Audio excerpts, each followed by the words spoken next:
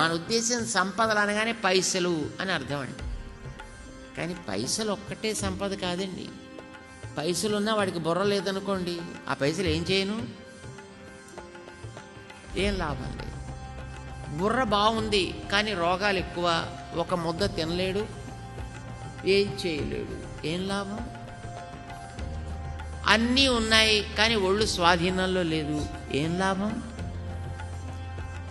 లేదు, ఒళ్ళు కూడా స్వాధీనంలో ఉంది, అన్నీ ఉన్నాయి కానీ తన మాట వినేవాడు ఎవడు లేడు, ఏం లాభం? ఈ ఒక్కొక్కటి ఒక్కొక్క సంపద.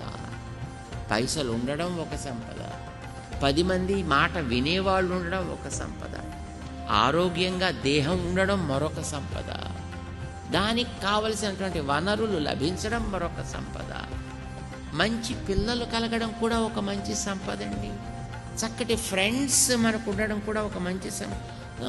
జీవితంలో మనకి అనుకూలంగా ముందుకి నడవటానికి పనికి వచ్చేవి ప్రతిదీ మనకు ఒక్కొక్క సంపదేనండి.